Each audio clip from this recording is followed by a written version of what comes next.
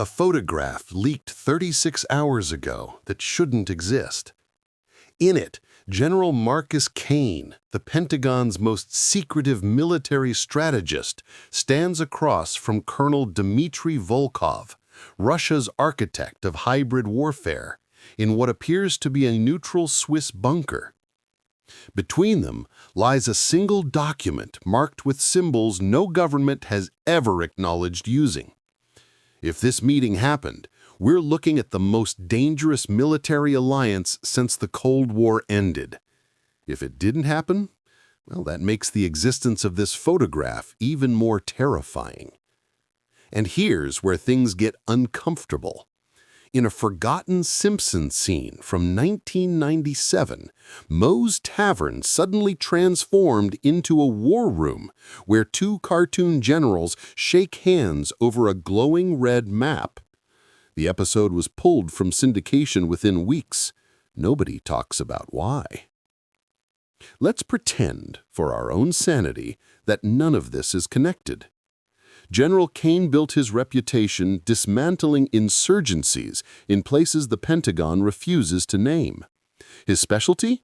Turning enemy assets into unwitting allies through what he calls cognitive restructuring, a polite term for psychological warfare that makes people forget whose side they're supposed to be on. Kane hasn't been seen publicly in 8 months. His last known location was a classified facility in Virginia that officially doesn't exist. The facility, known internally as Site Raven, operates under congressional oversight that consists of 3 senators who receive briefings so classified that even they don't know what they're approving funding for. Kane's work there involves something called Project Mirror, a psychological operations program that allegedly can rewrite memory patterns in enemy operatives without their knowledge. The technology combines advanced neuroscience with interrogation techniques that make waterboarding look like a gentle conversation. But here's what keeps defense psychologists awake at night. Kane has been testing Project Mirror on American military personnel to measure its effectiveness. Volunteers were told they were participating in stress resistance training.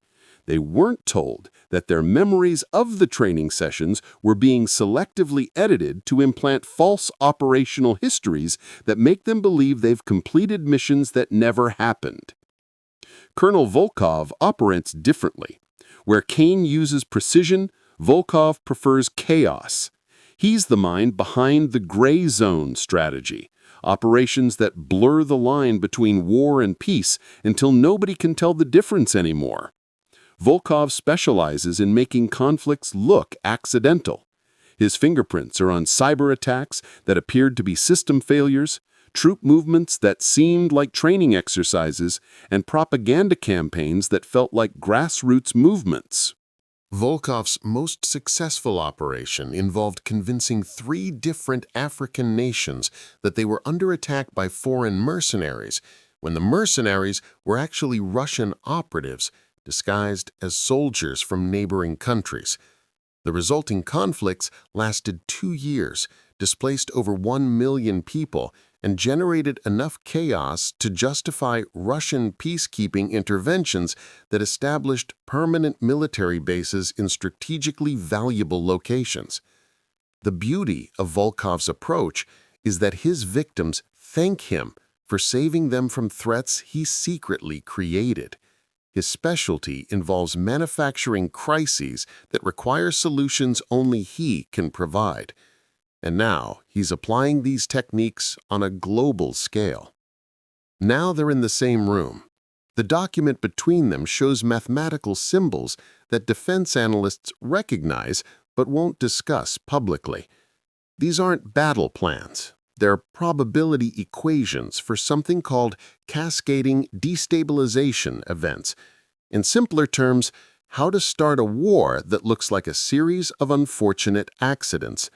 The mathematics reveal optimization algorithms for what intelligence professionals call controlled chaos, the art of engineering social breakdown that stops just short of complete civilizational collapse. Too little chaos, and populations remain stable enough to resist external control. Too much chaos, and societies become too damaged to be useful for anything. Kane and Volkov have apparently solved this equation. But that's not the disturbing part. The disturbing part is what this alliance means for everyone who isn't in that room. Kane brings America's technological superiority, and Volkov contributes Russia's mastery of information warfare. Together, they possess the tools to manufacture conflicts that serve neither American nor Russian interests, conflicts that benefit only those who profit from global instability. And here's what I wish I was making up. The mathematics in that document aren't theoretical. They're instructions. Intelligence sources confirm that Kane has been recruiting operatives from within NATO command structures using psychological profiles that identify officers susceptible to patriotic manipulation, a technique that makes people believe they're serving their country while actually serving shadow organizations that profit from perpetual conflict. These operatives don't know they've been compromised. They believe they're participating in classified operations approved by their own governments. Meanwhile, Volkov has been building networks of influence agents throughout European and American institutions. These aren't traditional spies. They're ideologically motivated individuals who genuinely believe they're fighting for causes like anti-corruption, environmental protection, or social justice. Volkov's innovation involves identifying legitimate social problems and then funding activist organizations that propose solutions guaranteed to create more problems than they solve. The result is a generation of well-meaning activists who unknowingly serve an agenda designed to destabilize the societies they're trying to improve. Climate change protests that shut down critical infrastructure during vulnerable periods, anti-corruption investigations that weaken governments just before strategic elections, social justice movements that fracture communities along tribal lines that make them easier to manipulate. Markets responded before the photograph became public, which means someone with extraordinary access to classified intelligence was positioning themselves for profit. Defense contractors saw unusual trading volume 3 days before the leak. Cybersecurity firms received mysterious funding increases from shell companies traced to Swiss banks. Energy futures spiked in patterns that suggest foreknowledge of supply disruptions that haven't happened yet. The timing reveals additional layers of coordination that suggest months of preparation. Banking records from 3 different countries show synchronized movements of funds through shell corporations that didn't exist 6 months ago. The money trail leads to weapons manufacturers, private intelligence firms, and logistics companies that specialize in off-the-books operations in conflict zones. But here's where the financial analysis becomes truly disturbing. The funding patterns suggest someone has been positioning themselves to profit from specific types of conflicts before those conflicts were publicly visible. Investments in refugee management companies 3 months before refugee crises. Purchases of medical supply firms 2 months before biological weapons scares.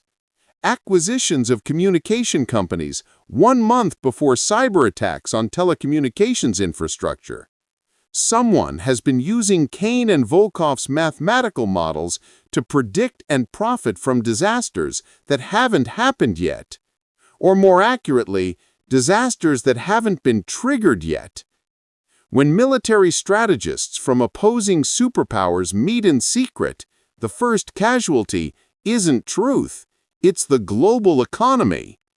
Someone is betting billions that Kane and Volkov's collaboration will destabilize specific regions while leaving others untouched. The question isn't whether this alliance is real. The question is, who benefits from everyone believing it's real? Cryptocurrency exchanges reported record-breaking transactions in untraceable digital assets immediately after the photograph surfaced. These weren't panic sells. They were coordinated transfers worth enough to fund private military operations in 3 different continents simultaneously. The cryptocurrency analysis reveals something more sophisticated than simple war profiteering. Someone has been building a parallel financial system designed to operate independently of traditional banking networks.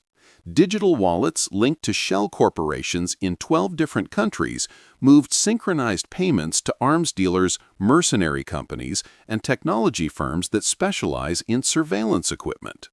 This isn't random market speculation. This is evidence of a coordinated economic strategy designed to fund military operations that no government has officially approved. Kane-Volkov aren't just planning future conflicts, they're implementing an economic infrastructure that can survive the collapse of current international financial systems. Someone has been building a shadow military infrastructure while the world was distracted by conventional geopolitics. Kane-Volkov aren't just meeting to plan future operations, they're reviewing the success of operations that have already been completed. That document contains performance metrics for conflicts we don't even recognize as artificial yet. Let's talk about the Simpsons again, because their predictions are starting to feel less like comedy and more like intelligence briefings from the future. In that 1997 episode, after the cartoon generals shake hands, Springfield's power grid fails, the town splits into armed factions, and Bart discovers that both generals are actually working for the same shadowy corporation. The episode ends with Homer accidentally preventing World War III by spilling beer on a nuclear launch console. The episode included another detail that seems relevant now. The shadowy corporation was called Global Stability Solutions, and their business model involved creating instability and then selling stability back to the same populations they had destabilized. The cartoon generals weren't enemies. They were business partners playing opposing roles in a profitable theatrical performance. Maybe Matt Groening had access to classified scenario planning. Maybe the Simpsons writing team included former intelligence analysts. Or maybe some events are so inevitable that cartoonists can predict them as easily as meteorologists predict storms. Here's where things start getting uncomfortable for national security professionals who take their jobs seriously. Kane-Volkov aren't just military strategists. They're both known for recruiting assets from within their own governments. Kane's psychological operations have allegedly turned American intelligence officers into double agents without their knowledge. Volkov has convinced NATO allies to share classified information by making them believe they were participating in approved joint operations. Kane's recruitment techniques involve identifying intelligence officers who show signs of moral flexibility during psychological evaluations. These individuals are gradually exposed to classified information about government operations that appear to contradict their official mission statements. When they express concerns about these contradictions, they're recruited into what they believe are internal reform efforts designed to restore ethical standards to intelligence operations. In reality, these reform efforts are elaborate psychological operations designed to identify and compromise officers who might otherwise detect and report shadow military activities. The reforms never actually change anything. They just create the illusion of ethical oversight while building databases of potentially valuable assets. If they're working together now, every intelligence agency on Earth has been compromised, and nobody knows who they can trust anymore. The location of their meeting provides additional context that makes this situation more dangerous. Swiss bunkers aren't just neutral territory, they're equipped with communication systems that can bypass every intelligence monitoring network on the planet. Whatever Kane and Volkov discussed in that room stayed in that room, unless one of them wanted it leaked. The bunker itself reveals details about the scope of this operation. Intelligence analysis of the photograph shows equipment that suggests this facility has been operational for at least 2 years. Power cables indicate electrical capacity sufficient to support supercomputer systems. Ventilation patterns suggest the facility is designed for extended occupation by large groups of people. This isn't a temporary meeting location, it's a command center. And this is where my analyst brain starts screaming warnings, because nothing about this photograph makes sense unless it was intended to be discovered. The lighting is too perfect, the document is positioned too conveniently, and both men are looking directly at the camera, despite supposedly being in a secret meeting. The photographic analysis reveals additional evidence of intentional disclosure. The camera angle provides optimal visibility of both subjects while maintaining enough distance to show contextual details. The exposure settings are perfectly calibrated for the bunker's lighting conditions. The document positioning ensures maximum legibility of key mathematical symbols while concealing enough detail to maintain plausible operational security. This isn't a leak, it's a message. Someone wants the world to know that Kane and Volkov are collaborating, but they also want us to believe we're seeing this information by accident. That level of deception requires resources and coordination beyond what any single nation possesses. We're looking at something bigger than American-Russian cooperation. We're looking at evidence of a shadow organization that operates above national interests entirely. Energy markets confirmed this theory when oil futures began moving in patterns that suggest advanced knowledge of supply disruptions in regions where neither America nor Russia maintains significant military presence. Someone is planning to destabilize oil-producing nations that aren't aligned with either superpower. The mathematical models in that document aren't just probability equations, they're targeting algorithms. And here's the part that keeps me awake at night. Those targeting algorithms prioritize civilian infrastructure, power grids, water treatment facilities, communication networks. Kane and Volkov aren't planning military victories. They're planning social collapses that create refugee crises large enough to destabilize entire continents. The refugee movements themselves become weapons when properly orchestrated. Intelligence sources suggest that Kane has been studying population displacement patterns in Syria, Afghanistan, and Venezuela, not to prevent humanitarian crises, but to replicate their effects in strategically valuable regions. Volkov's contribution involves information warfare campaigns that convince displaced populations to migrate toward specific countries at predetermined times. Imagine 10 million refugees arriving at European borders simultaneously while cyber attacks disable the infrastructure needed to process them. Picture mass population movements overwhelming American immigration systems during election periods when social tensions are already elevated. Consider what happens to global stability when 3 different refugee crises occur in the same month, each appearing to result from natural disasters or civil conflicts that were actually engineered. The mathematical precision required for this level of social engineering explains why Kane and Volkov needed to collaborate.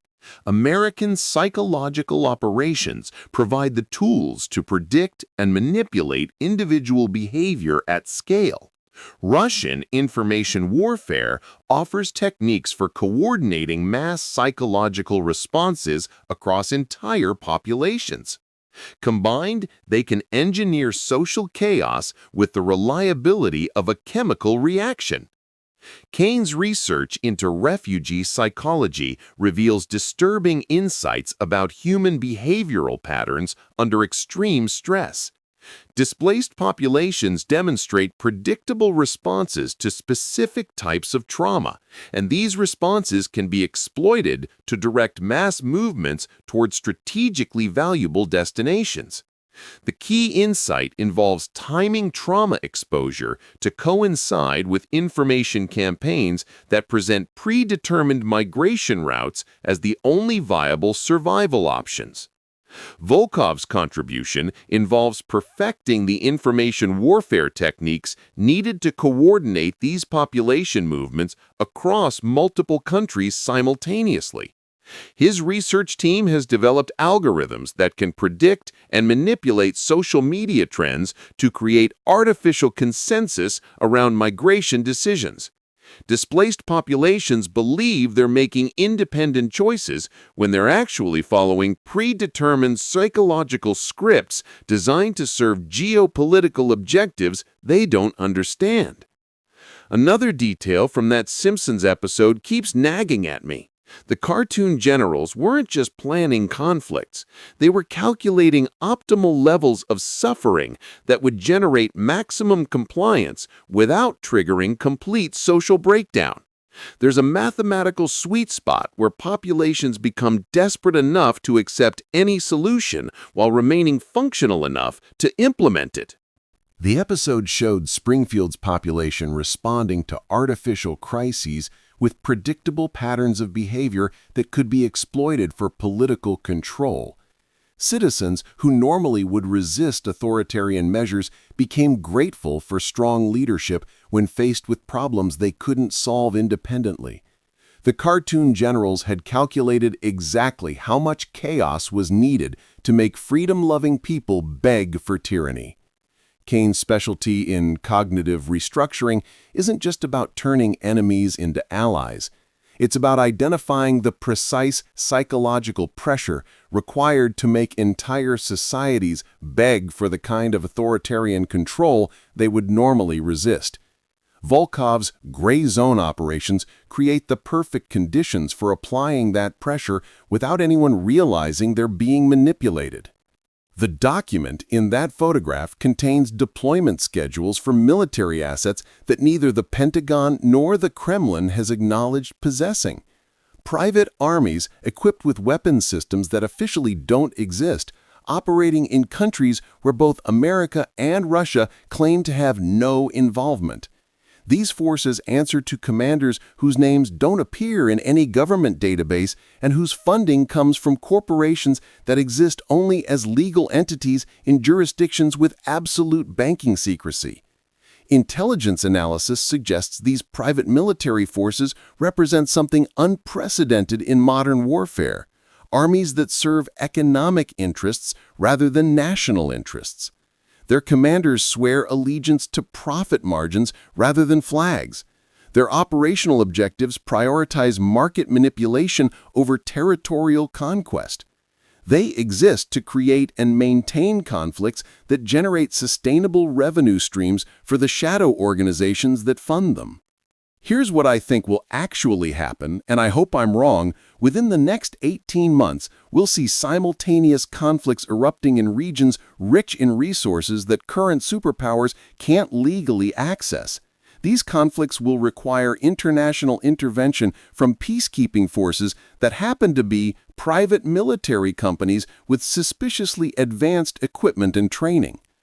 The wars will never quite end, but they'll never escalate beyond levels that threaten global nuclear exchange.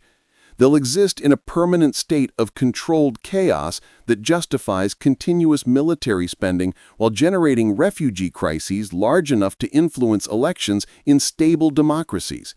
Kane's psychological operations will convince American voters that increased defense spending is necessary for humanitarian reasons. Volkov's information campaigns will persuade Russian citizens that military expansion is defensive rather than aggressive. And everyone will be too busy surviving the consequences to notice that both superpowers are being controlled by the same shadow organization that profits from their apparent opposition. But here's where things get really uncomfortable. If this analysis is correct, then that leaked photograph wasn't a warning about what's coming. It was an announcement about what's already begun. Kane and Volkov have been collaborating for months, possibly years. The conflicts we're watching on the news right now aren't independent regional disputes. They're field tests.